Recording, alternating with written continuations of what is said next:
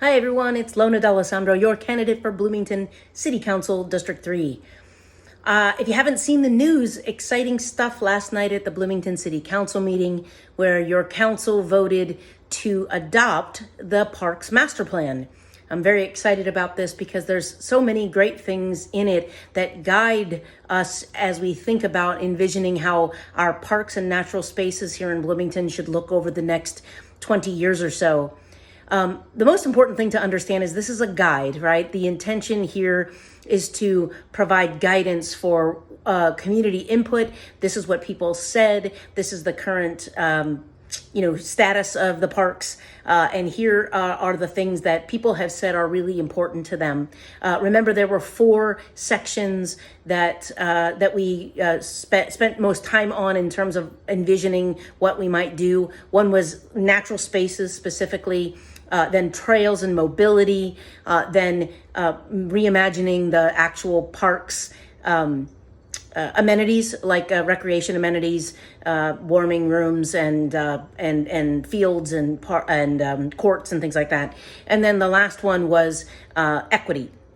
So to talk about the first one very briefly, super exciting. Their main recommendation is that we establish a natural resources officer who is going to help us with all of the other things that happen every day in the course of running a city, right? Your public works, your parks and rec, maintenance folks, your water management, your sewer management, having somebody with an eye towards ecology, climate change mitigation and everything, sitting at the natural resources level, being able to be horizontally focused on all the other things that the parks and other, public works teams are doing is going to be super important. And I think that was one of the best things to come out of this plan.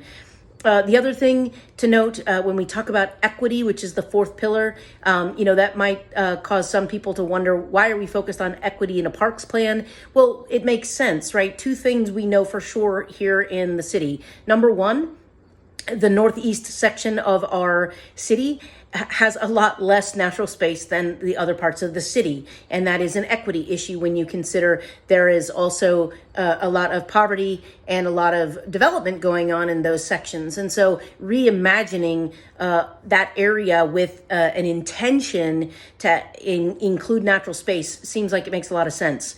And then secondarily on equity, that's about making sure that the parks reflect the environments in which people are living.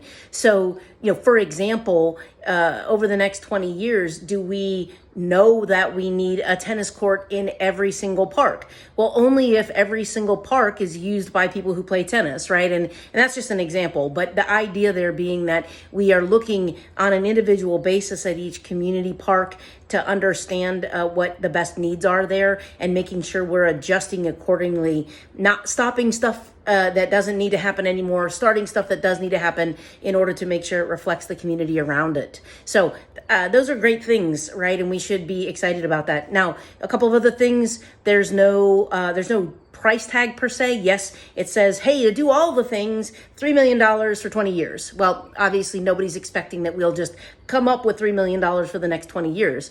But if we believe, and I know I believe this, if we believe that our natural spaces and our parks and amenities are one of the very most important things that sets Bloomington apart, and as we consider how our economy will change in other ways in the future, we should be thinking about a strategic investment in this space. And so whether it ends up being $3 million for 20 years is not the point. The point is it's going to take some significant dollars to catch us up and to make it what we think it should be. And we can decide then, as the budget process over the next couple of years pans out, exactly what that means and what those dollars actually come out to. So anyway, I'm super excited.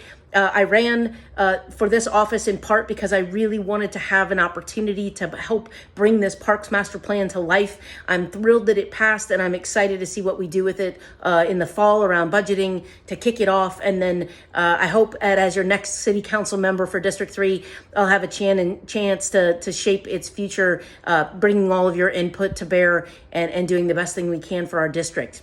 Thanks very much. I hope you have a good rest of your day.